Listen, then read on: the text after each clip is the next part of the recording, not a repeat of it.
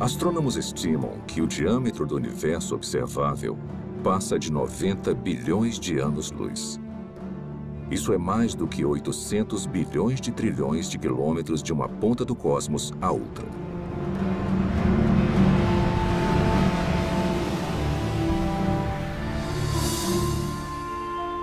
O universo contém pelo menos 170 bilhões de galáxias. Com tantas estrelas e planetas que superam em número a quantidade de grãos de areia em todas as praias do mundo.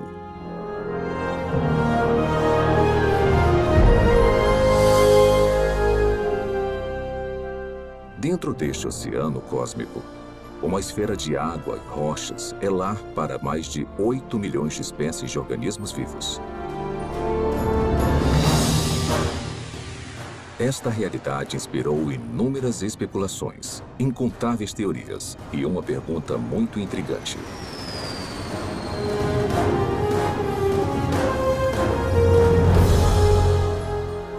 Quais são as chances de a vida ter surgido no terceiro planeta depois de um Sol orbitando em um braço espiral da galáxia Via Láctea?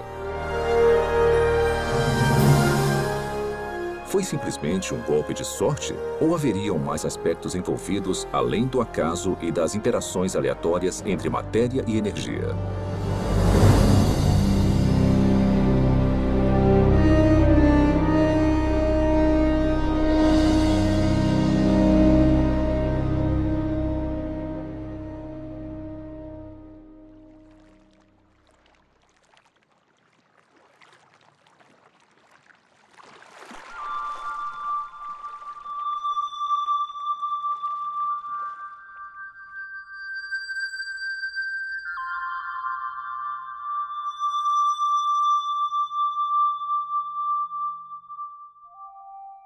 Sendo os habitantes humanos da Terra, é fácil subestimarmos a vida.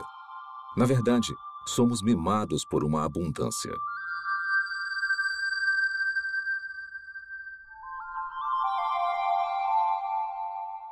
O nosso clima e a nossa geografia suportam uma biosfera que pode ser única no universo.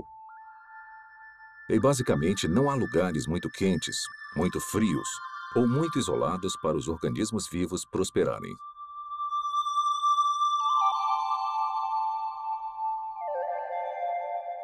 Dentre essa diversidade espetacular, talvez o maior desafio já encarado pela ciência ecoe de todo inseto, sequoia e baleia. Como a primeira vida passou a existir em um momento em que não havia vida de nenhum tipo? Como surgiu a vida na Terra?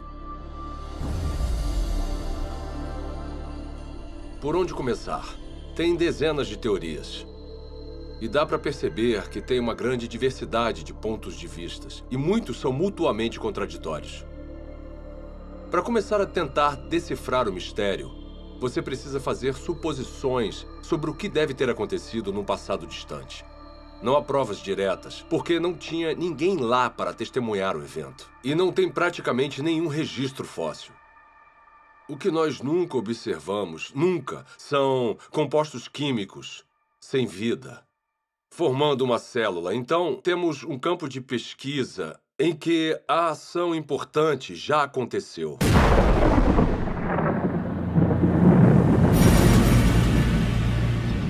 A história primordial da Terra é, de fato, uma narrativa incompleta. Mas apesar da ausência de provas físicas, a maioria dos cientistas acredita que a vida se originou quando a energia atingiu substâncias inorgânicas nos oceanos, crosta e atmosfera do planeta, para criar os componentes básicos para a primeira célula autorreplicante. Ao pensar na origem da vida, as regras, e não digo da própria ciência, mas da filosofia subjacente, as regras dizem que para resolver o problema, você pode usar matéria, energia, lei natural, irregularidades naturais e processos do acaso. Mas o seu kit de ferramentas acaba aí. O que você não pode usar, de acordo com as regras, as ditas regras da ciência, é mente ou inteligência. Se tivermos que dar um nome a essa posição, não tem um nome melhor do que materialismo científico. Uma filosofia que diz que a única explicação aceitável deve ser dada com base na matéria e na energia. E se você não consegue resolver o problema com essas ferramentas, você não pode mudar as regras. Então, partindo dessa perspectiva, como a vida se originou a partir de apenas matéria e energia? Agora, tenta resolver o problema. Como construir uma célula? Toda a vida que já existiu na Terra é composta de células. E os indícios para sua origem estão entrelaçados em uma rede de máquinas moleculares.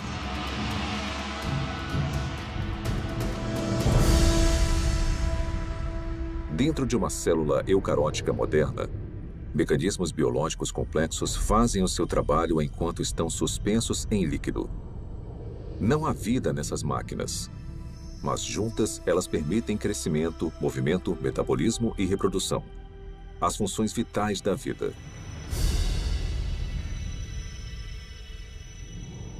Cada componente dessa fábrica celular é feito de grandes moléculas compostas. E as mais numerosas são as proteínas. Com funções modernas, as proteínas foram projetadas para desenrolar e copiar informação genética em uma cadeia de DNA. Desencadear reações químicas com formatos encaixáveis. Controlar a passagem de eletrólitos e nutrientes pela membrana celular. Tipo de proteína, cinesina. E carregar recipientes cheios de carga por andaimes, também feitos de proteína, que se montam sozinhos e vão até os lugares necessários da célula. Ampliado 500.000 vezes, um glóbulo vermelho contém 280 milhões de proteínas hemoglobinas, cada uma com a função de carregar oxigênio. Isolando uma delas, descobrimos que cada proteína é feita de centenas de moléculas menores chamadas aminoácidos. São encontrados 20 tipos diferentes de aminoácidos em organismos vivos. A estrutura química distinta de cada molécula permite a formação de mais de 100.000 tipos diferentes de proteínas. A construção começa quando aminoácidos selecionados são organizados em uma cadeia. É um processo que costuma ser comparado à organização de letras do alfabeto em palavras e frases com significado. Se esses componentes tiverem a sequência correta, a cadeia se dobra em uma proteína pronta para cumprir a sua função dentro da célula.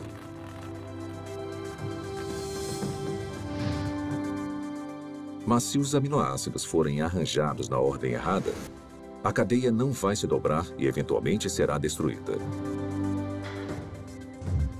A célula viva mais simples contém pelo menos 300 tipos diferentes de proteínas e o mecanismo biológico necessário para crescer, se reproduzir, converter energia, guardar e processar informação genética e proteger os seus conteúdos do mundo externo.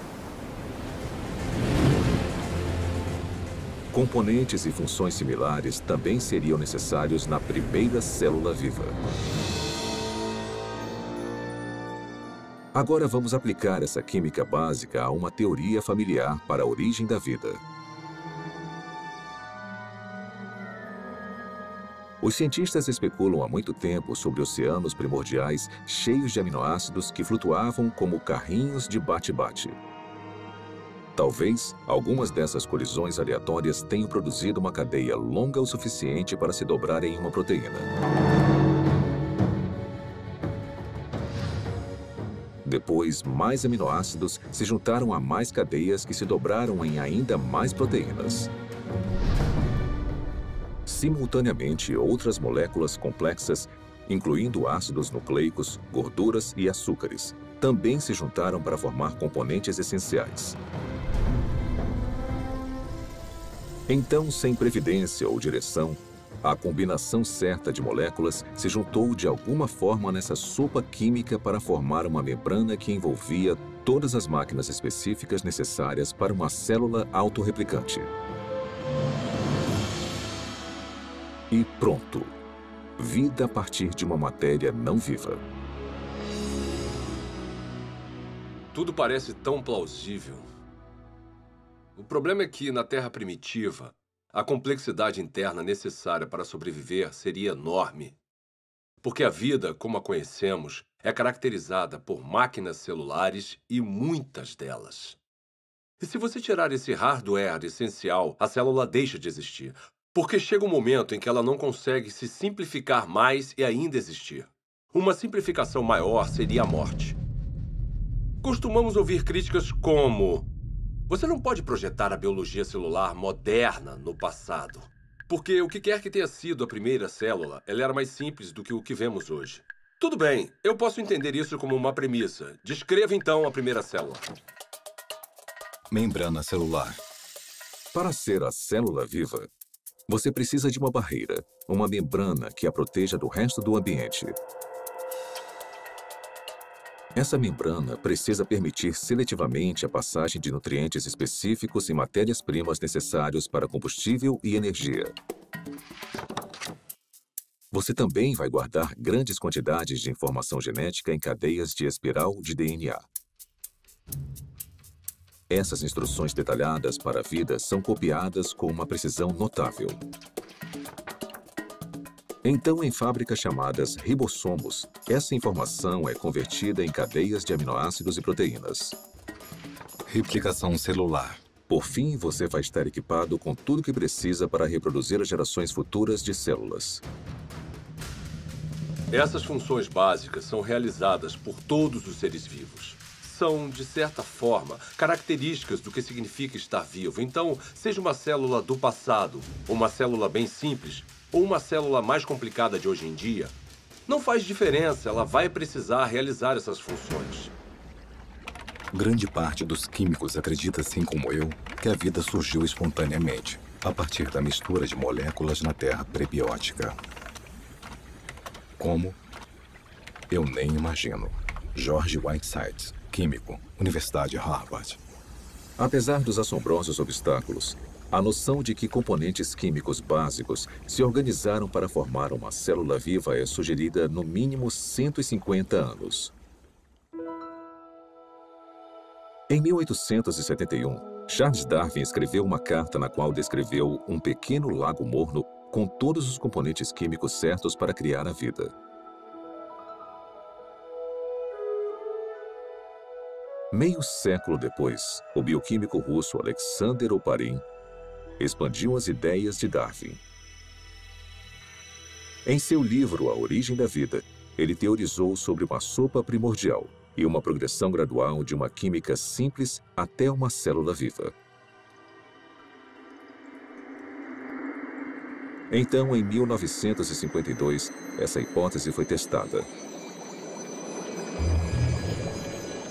Stanley Miller, um aluno de pós-graduação da Universidade de Chicago, tentou determinar se uma química simples poderia produzir componentes reais de vida. O jovem cientista construiu um equipamento de vidro para simular o ciclo de água antigo e o encheu com uma mistura de gases que supostamente compunham a atmosfera da Terra primitiva. Miller aqueceu os componentes e atingiu os gases com descargas elétricas. Faíscas elétricas para desencadear uma reação. Poucos dias depois, um lodo parecido com piche se formou no vidro. Nele, Miller identificou 4 dos 20 aminoácidos encontrados em proteínas. Pela primeira vez, sob condições supostamente naturais, moléculas cruciais para a vida foram geradas a partir de matéria e energia. Houve muito alvoroço quando o experimento de Miller foi publicado pela primeira vez, porque parecia ser fácil conseguir os componentes dos seres vivos. E se era fácil conseguir os componentes, talvez não fosse tão difícil transformar esses componentes químicos nas primeiras células vivas. Apesar de sua premissa ser inovadora, o experimento de Stanley Miller logo foi considerado muito falho, pois ele não havia usado os gases corretos, negligenciando o nitrogênio, o dióxido de carbono e o oxigênio, que teriam destruído as moléculas necessárias para a vida na Terra primitiva. Mas apesar dos erros, o trabalho de Miller inspirou outras tentativas de recriar as condições pré-bióticas. Hoje, após décadas de investigações, A esperança de se encontrar uma solução de forma simples e clara já não existe mais. Mesmo assim, as pesquisas sobre a origem da vida continuam por todo o mundo. Sua hipótese essencial de que as células vivas surgiram através da química natural agora é conhecida como evolução química. A evolução química vem com muita bagagem. E se você for levá-la a sério como uma explicação para a origem da vida, com certeza você também precisa levar a sério certas propriedades fundamentais da biologia.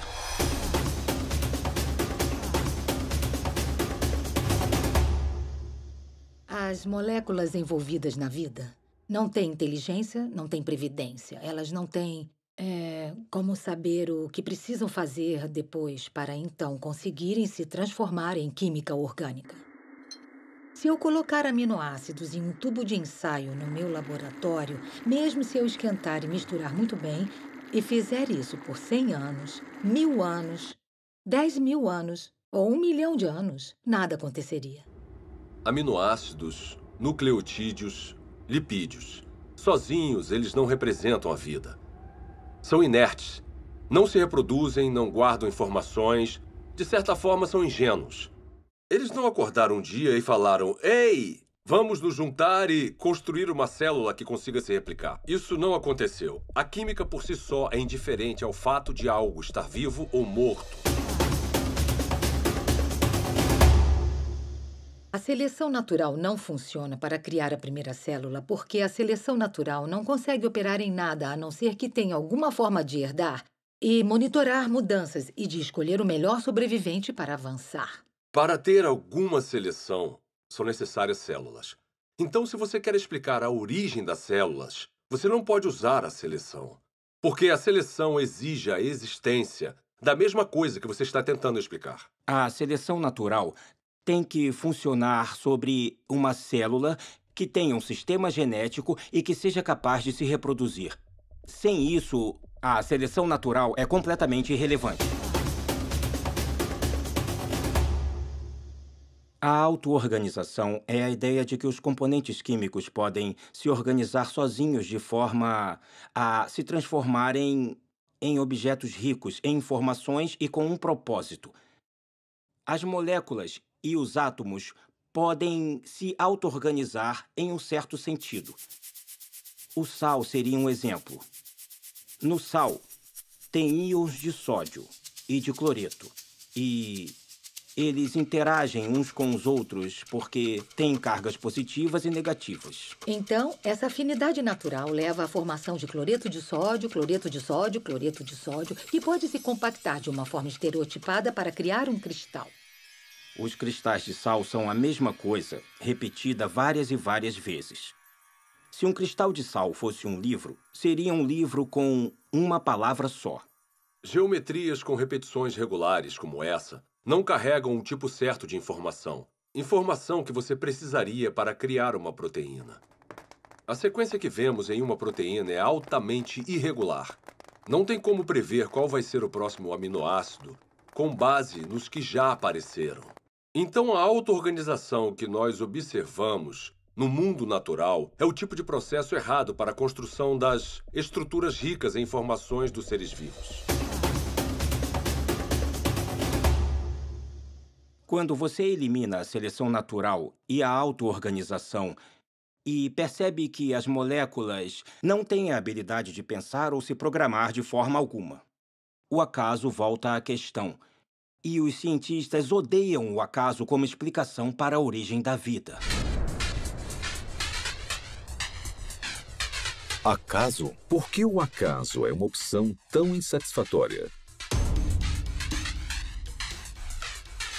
Talvez porque muitos analistas fizeram as contas e entendem a grande improbabilidade de sucesso.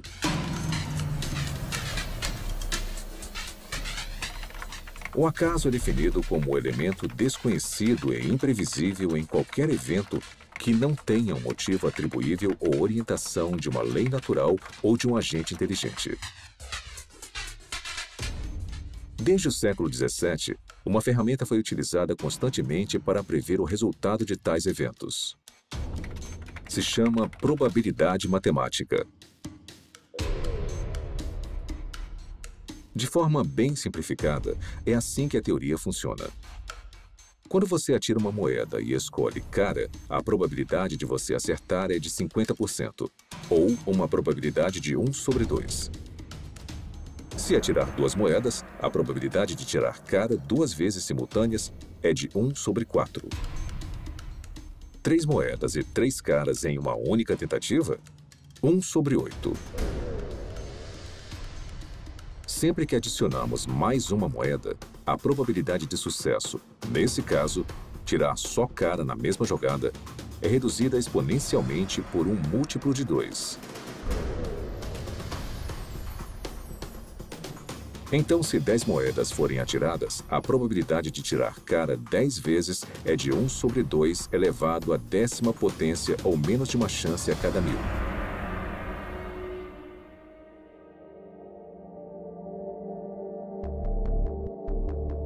Quando aplicado à origem da vida e à formação aleatória de grandes biomoléculas, a teoria da probabilidade esclarece as limitações do acaso como um agente criativo na Terra primordial. Por exemplo, quais são as chances de uma única proteína se formar exclusivamente através das interações às cegas da química?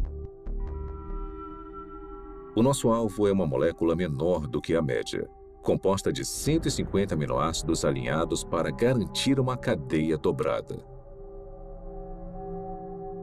Os pesquisadores calcularam que, na Terra antiga, a probabilidade de sucesso era de 1 sobre 10 elevado à 164ª potência.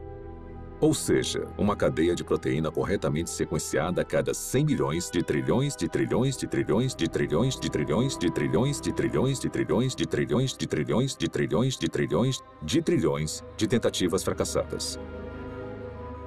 Mas apesar dessa grande improbabilidade, alguns teóricos argumentam que, com tempo suficiente, qualquer coisa é possível. Está bem? Vamos tentar a validade dessa opinião. Vamos começar estabelecendo um ambiente ideal para a evolução química. Um mundo imaginário que dará ao acaso toda a oportunidade de sucesso. Primeiro, vamos lotar os oceanos de aminoácidos. Ou seja, todos os átomos na Terra, incluindo todo o suprimento de carbono, nitrogênio, oxigênio, hidrogênio e enxofre, estão disponíveis para formar 10 elevado à 41ª potência de conjuntos completos dos 20 tipos de aminoácidos usados na criação de proteínas. Depois vamos alterar as leis da natureza para proteger esses componentes dos raios de luz ultravioleta destruidores e da contaminação química na sopa primordial. Agora vamos deixar a química agir para ver o que acontece.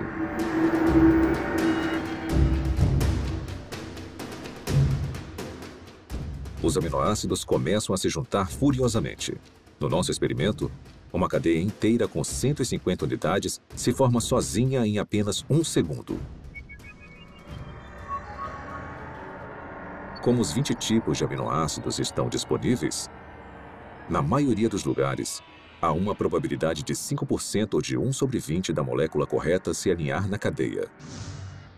Se a sequência estiver incorreta, a cadeia é destruída imediatamente e se inicia um novo agrupamento. Por todo o planeta, 6 milhões de bilhões de trilhões de tentativas vão acontecer a cada minuto.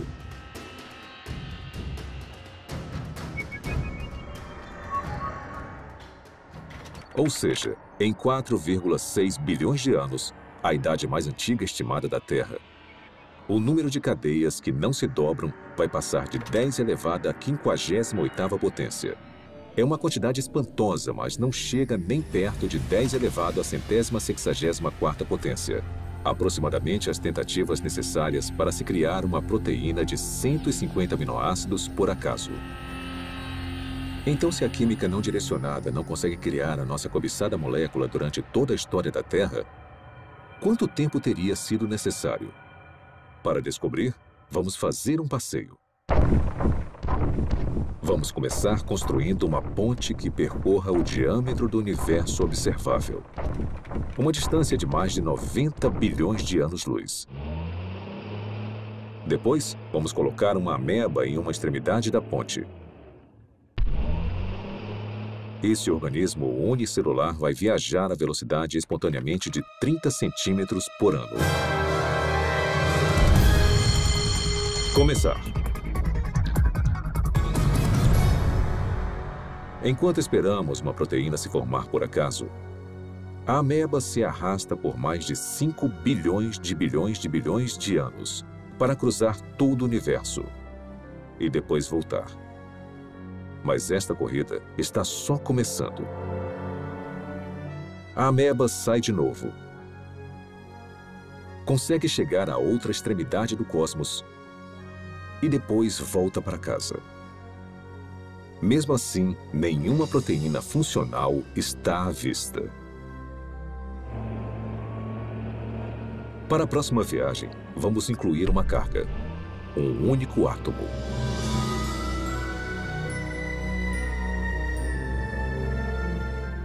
Após percorrer lentamente mais de 800 bilhões de trilhões de quilômetros, a ameba deixa a carga e volta para pegar mais. Será que ela vai voltar antes da nossa proteína sortuda se formar? Com certeza. Na verdade, ela vai fazer mais 10 viagens completas. Depois 20, 100, 1000. E ainda não há nenhum sinal de uma molécula utilizável. A ameba continua fazendo viagens completas até carregar todo o átomo da Terra. Depois, todos os átomos do nosso sistema solar. Depois, todo o planeta e estrela da Via Láctea. Um átomo por vez. Na verdade, enquanto esperamos uma proteína se formar sozinha, a ameba tem tanto tempo que, se movendo a apenas 30 centímetros por ano e carregando um átomo por viagem, ela vai transportar todo o universo, mais de 56 milhões de vezes. É esse o tempo que demoraria para o acaso criar uma proteína funcional. Suponhamos que, contra todas as probabilidades, a evolução química tenha produzido uma única proteína funcional. Haveria vida? Não. Haveria uma proteína. Um arranjo sem vida de aminoácidos. A célula viva mais simples que conhecemos tem mais de 300 proteínas diferentes. Mas as proteínas são só uma parte da história quando pensamos em uma célula de verdade. Lembre-se, são necessários carboidratos, açúcares complexos, ácidos nucleicos, DNA e RNA, lipídios e uma grande variedade de compostos químicos diferentes que vão constituir conjuntamente a vida. Todos esses componentes precisam ser reunidos no mesmo microambiente, no mesmo momento. Cada componente químico precisa, então, ser reunido e organizado na rede de máquinas moleculares que vão controlar todas as facetas da vida. Se nós conseguirmos entender toda a dificuldade de produzir uma máquina molecular usando nada além de átomos e energia, vemos que há um grande problema, porque quando temos uma máquina molecular, não temos um ser vivo. Essas máquinas moleculares precisam de outras máquinas moleculares. E mesmo se a natureza fosse capaz de produzir todas as máquinas moleculares necessárias, não seria o suficiente. Todas elas precisariam estar juntas em um espaço pequeno envolvido por uma membrana que chamamos de célula. Pelo meu conhecimento do que é necessário para se criar uma célula, tudo tem que acontecer na mesma hora. Não pode acontecer uma parte por vez, porque tudo trabalha junto em um loop causal. O mais alto nível de organização transcende as partes. A organização espacial na célula Exige que as moléculas estejam no lugar certo, na hora certa. O DNA é copiado para o RNA. A polimerase que faz a cópia precisa encontrar o lugar certo no DNA para começar a copiar. O RNA precisa se ligar de alguma forma aos ribossomos, que precisam estar em um lugar específico, e então as proteínas criadas precisam ir a um outro lugar específico. Isto é muita coisa para ser explicada pelo acaso. A probabilidade de eles estarem no mesmo espaço ao mesmo tempo se torna mais do que inimaginável. E a probabilidade deles estarem cercados por uma membrana, assim como uma célula, é basicamente impossível. Tirando o acaso da questão, a busca por uma explicação materialista viável seguiu em várias direções. As teorias incluem superfícies de argila com rachaduras, para onde as moléculas orgânicas poderiam ser atraídas e alinhadas em cadeias de ácidos nucleicos e aminoácidos. Fontes hidrotermais no fundo do mar, que expeliam componentes químicos de caldeirões subaquáticos aquecidos a centenas de graus. E oceanos primordiais cheios de RNA. Uma molécula versátil, capaz de armazenar e replicar informação genética, teoricamente sem a ajuda do DNA ou de proteínas. Propostas como essas causaram um interesse considerável. Mesmo assim, todas encaram o mesmo obstáculo que derrubou o acaso: a transformação de componentes sem vida nas biomoléculas complexas da vida. Esse problema fica evidente na hipótese do mundo de RNA. O mundo de RNA é a ideia de que é possível juntar nucleotídeos suficientes para criar uma cadeia longo o suficiente para se autocopiar e, depois de se copiar, fazer a mesma coisa novamente. Os pesquisadores da origem da vida supõem que a primeira vida era composta de nada além de RNA e podia, de alguma forma, criar um mundo mais complexo, onde há proteína e DNA. Ninguém sabe como isso aconteceria. Desde a apresentação do mundo de RNA, a aceitação da teoria aumentou, apesar das várias limitações, inclusive a durabilidade da molécula. Se você apenas olhar para uma molécula de RNA, ela parece se desintegrar. Trabalhar com RNA é extremamente difícil, porque ele é muito delicado. Ele foi criado para ser um depósito temporário de informação. E, em consequência da sua delicadeza, é muito improvável que ele seja útil como algum tipo de ponto de partida para a existência da vida.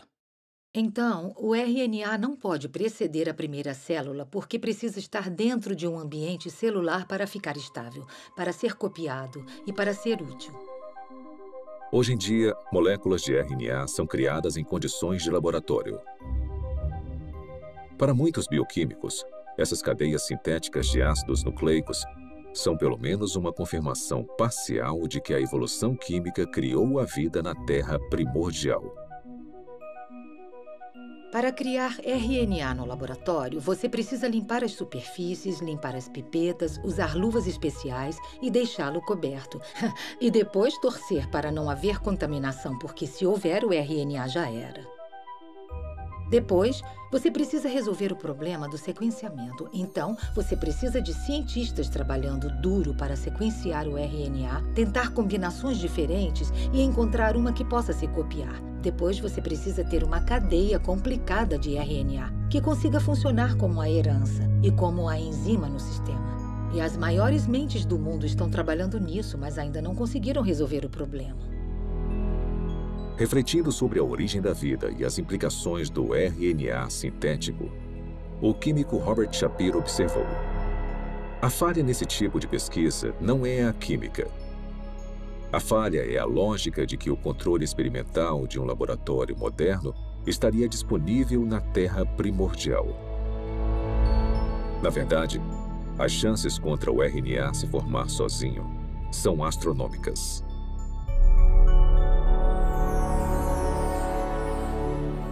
Criar RNA em um laboratório exige muita inteligência e premeditação, e planejamento e execução cuidadosos. Então, conseguir a sequência certa. Sem consciência, sem intenção, não vai acontecer. A probabilidade da evolução química é ainda mais enfraquecida pela composição da sopa primordial. Se a sopa primordial tiver existido, ela teria sido um grande caos quimicamente. Há vários tipos de reações cruzadas opostas que teriam acontecido na Terra primordial e que interfeririam com a química que você deseja. Ou seja, moléculas que não são utilizadas pelos seres vivos e que são prejudiciais aos seres vivos. As condições na Terra primordial eram hostis à vida, eram hostis à formação dos tipos de ligações necessárias para criar moléculas biológicas. E foi aí que surgiu um grande problema. Porque a água quebra as ligações que prendem as proteínas. A água quebra as ligações que prendem os ácidos nucleicos, como o DNA. A água quebra as ligações que prendem polissacarídeos, como o amido e celulose. Então, a origem da vida não pode ter acontecido na água.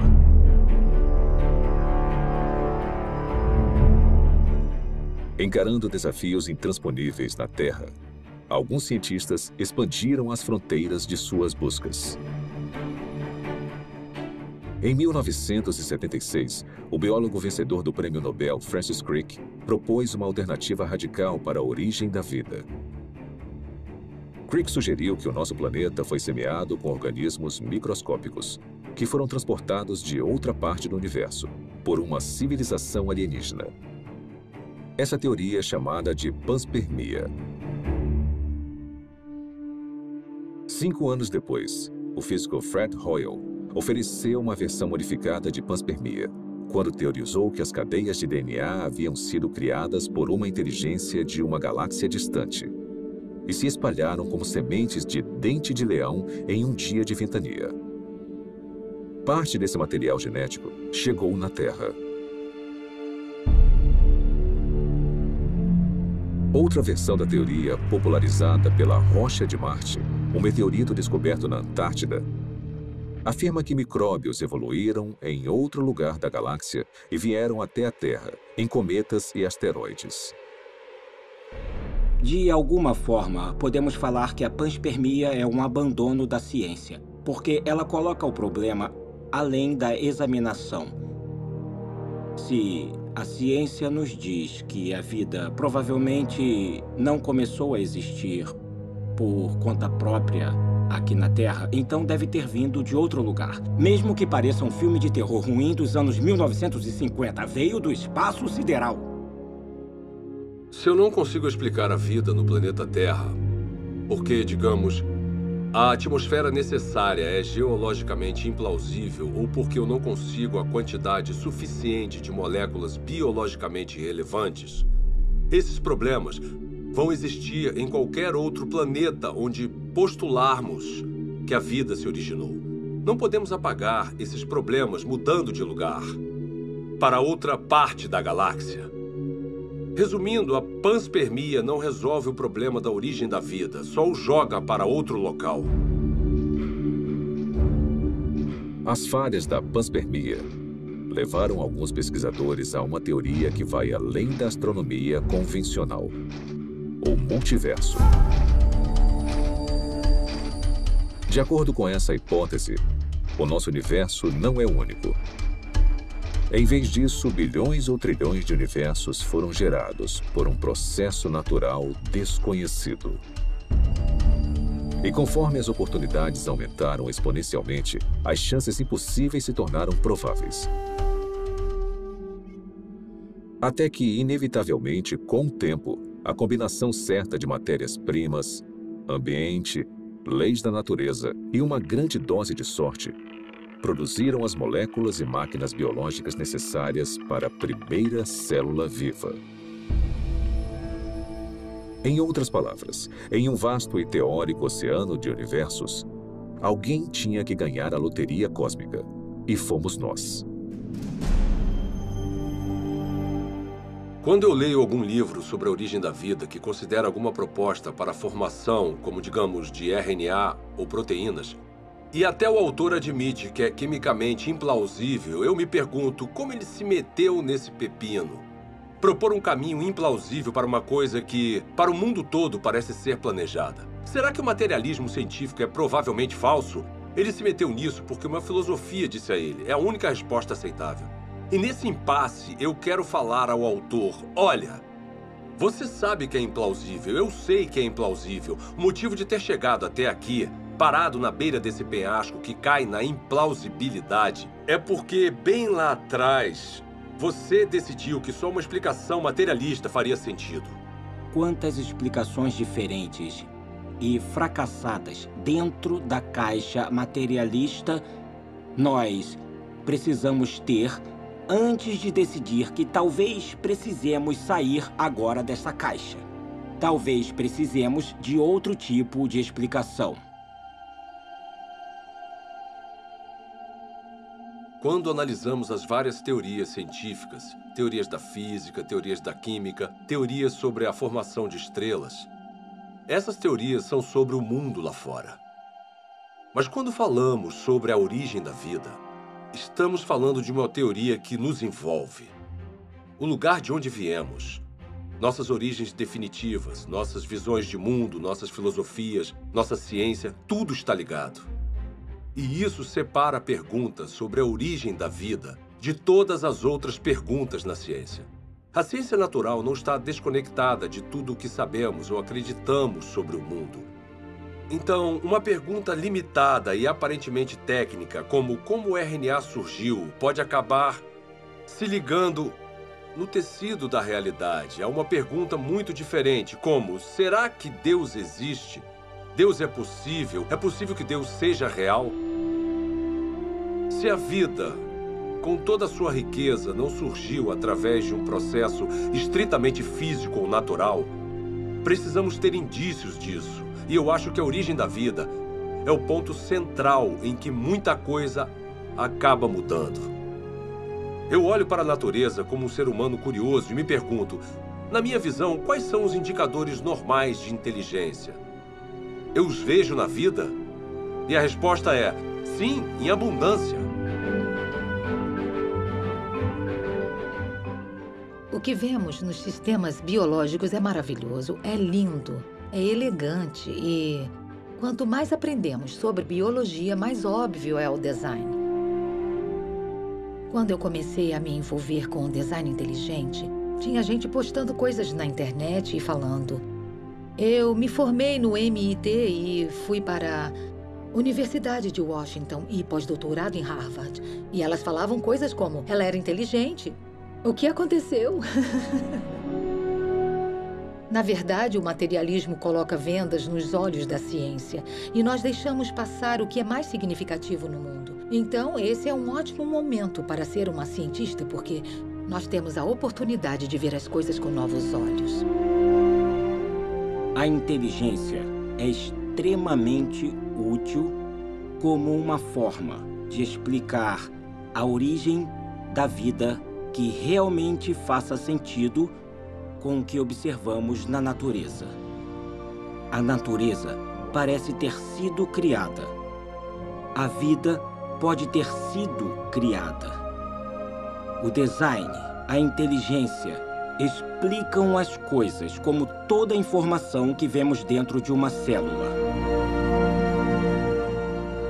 Não tem nada de mágico nos seres vivos. Eu sou um cientista, eu não acredito em mágica.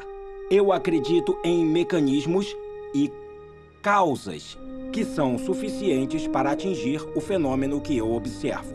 A inteligência é suficiente. A inteligência é necessária. Portanto, a inteligência é a conclusão na qual eu chego.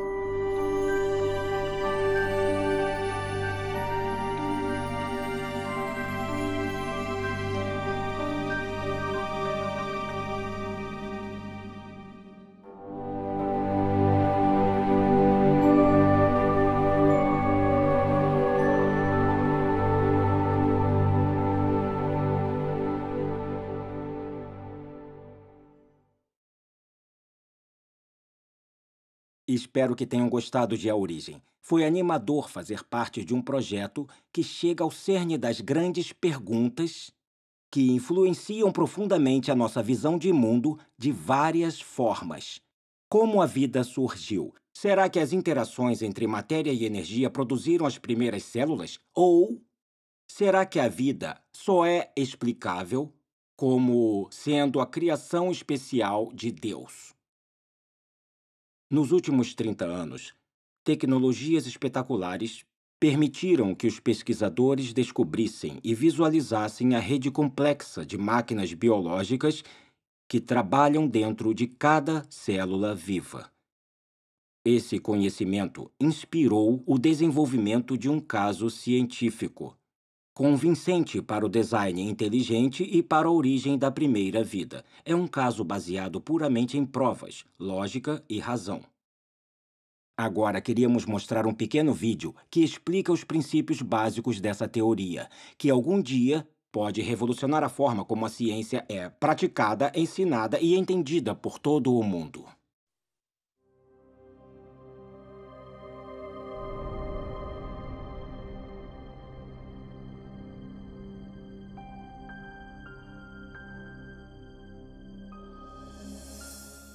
Quando eu vejo máquinas moleculares ou o processo incrivelmente complexo pelo qual as células se dividem, eu quero perguntar, é possível que essas coisas tivessem uma inteligência por trás, que tivesse um plano ou propósito para essa estrutura?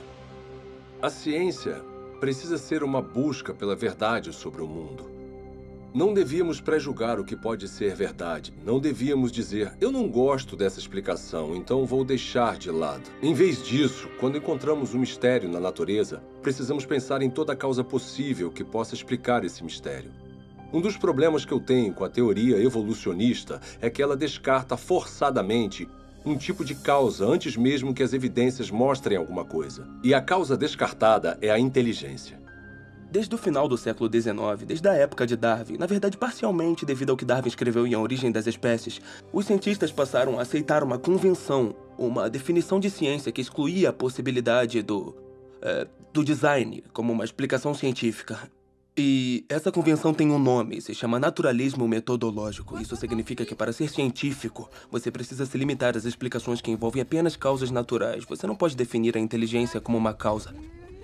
Mesmo assim, curiosamente, nós sempre tiramos conclusões relacionadas à inteligência. É parte do nosso raciocínio comum reconhecer os efeitos da inteligência. Considerem, por exemplo, essas mensagens hieroglíficas entalhadas nas ruínas de monumentos egípcios. Ninguém atribuiria os formatos e arranjos desses símbolos a causas naturais, como tempestades de areia ou erosão. Em vez disso, as reconhecemos como o trabalho de escribas antigos, agentes humanos com inteligência. O mesmo raciocínio nos leva a concluir que as misteriosas estátuas de pedra na costa da Ilha de Páscoa não foram formadas pelas ações do vento e da água por grandes períodos de tempo. Também não supomos que as plantas podem ter esses formatos familiares sem algum tipo de interferência inteligente.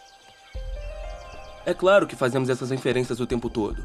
E nós sabemos que estão certas, mas a pergunta é com que fundamento fazemos essas inferências? Quais são as características que nos permitem reconhecer a inteligência?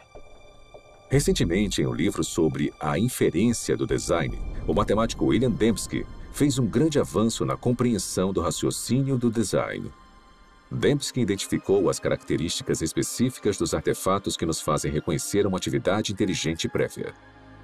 Eu cheguei a essa conclusão analisando a forma como nós pensamos sobre o design. Quais são os passos lógicos que nós percorremos para chegar à conclusão de design. Então, o que eu tento fazer é estabelecer critérios confiáveis, empíricos e cientificamente rigorosos para decidir se alguma coisa foi de fato projetada. Eu analisei a lógica por trás e o que eu descobri foi que são necessários improbabilidades, especificação e o tipo certo de padrão, padrões objetivos. De acordo com Dembski, seres humanos detectam corretamente a atividade da inteligência quando observam um objeto ou evento altamente improvável, que também tem um padrão reconhecível. Um padrão desses é encontrado em Black Hills, na Dakota do Sul. Se você viajar ao oeste, vai ver vários formatos diferentes nas montanhas. A maioria não significa nada, são apenas rochas espalhadas em vários padrões. Mas o que você não vê são os rostos de Lincoln, Jefferson, Ted Roosevelt e George Washington nas montanhas. O único lugar onde você vê isso é na Dakota do Sul. E isso está lá porque um escultor excêntrico decidiu que queria honrar esses presidentes e passar grande parte da vida esculpindo os rostos deles em uma montanha. Esse padrão é improvável. Uma encosta aleatória também é improvável, mas uma encosta aleatória não especifica nada. Mas nós sabemos que tinham 4 caras que foram presidentes dos Estados Unidos com um padrão específico nos rostos. E esses padrões na encosta da Dakota do Sul combinam com esses rostos familiares. Se eu olhar e ver os rostos, eu vou reconhecer imediatamente que são os rostos dos 4 presidentes, que são conhecidos a partir das cédulas, de imagens na Galeria Nacional ou de pinturas em livros. Então eu percebo que ao ver o Monte Rushmore, que não é apenas uma configuração de rochas altamente improvável, mas uma que combina com certos padrões independentes que indicam seguramente que tem inteligência envolvida ali. Temos então uma pequena probabilidade, especificação e design.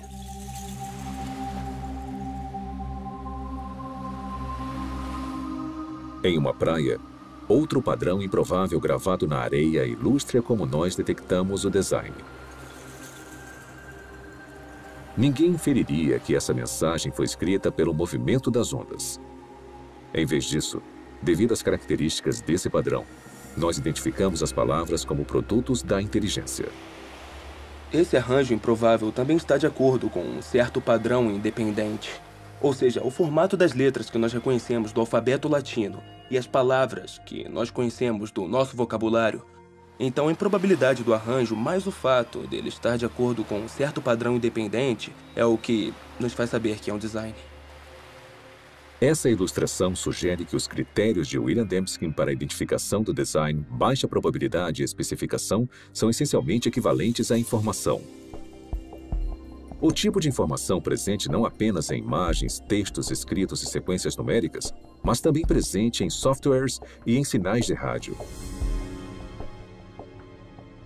A habilidade de detectar informação em transmissões eletromagnéticas tornou possível uma busca única por inteligência. Há mais de 3 décadas, astrônomos envolvidos no SETI, um projeto de busca por inteligência extraterrestre, monitoram sinais de rádio do espaço sideral na tentativa de encontrar padrões ricos em informações. Tipicamente, radiotelescópios recebem ruídos aleatórios ou sinais repetitivos simples produzidos naturalmente por estrelas, galáxias e outros objetos celestes. Mas os astrônomos reconhecem que, se identificarem o sinal contendo informações, ele confirmaria a existência da vida inteligente fora da Terra. Alguns especulam que uma civilização extraterrestre possa ter tentado se comunicar transmitindo mensagens na linguagem universal da matemática.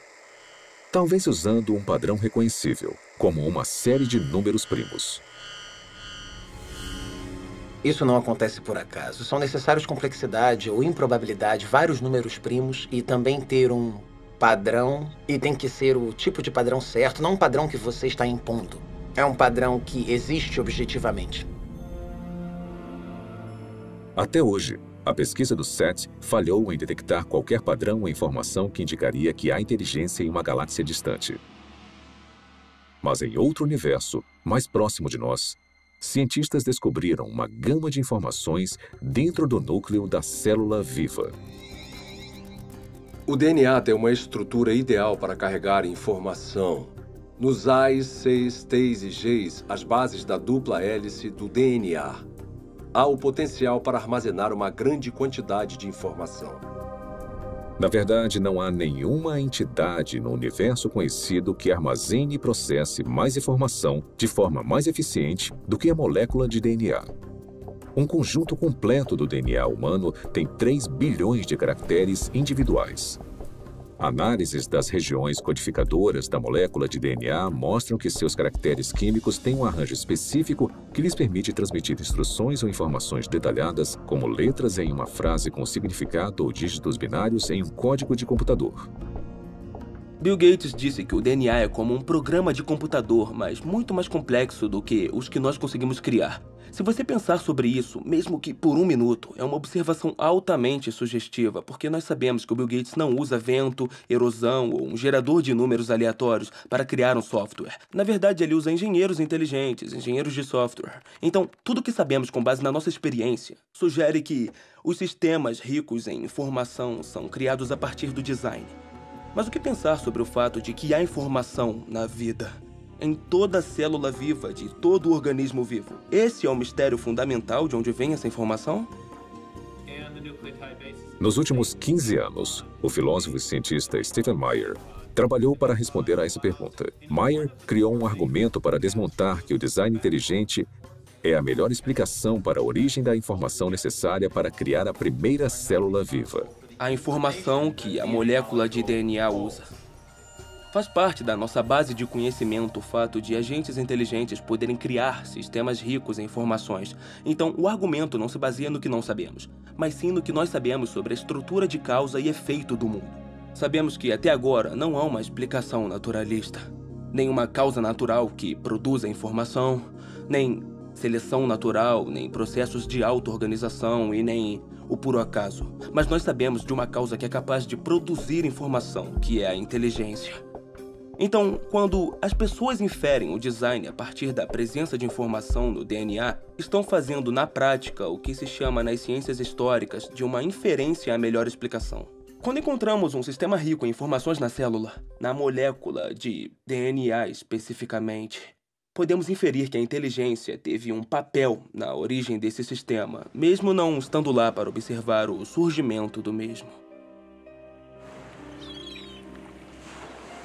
Há 150 anos, Charles Darwin transformou a ciência com a sua teoria sobre a seleção natural. Hoje, essa teoria encara um desafio formidável.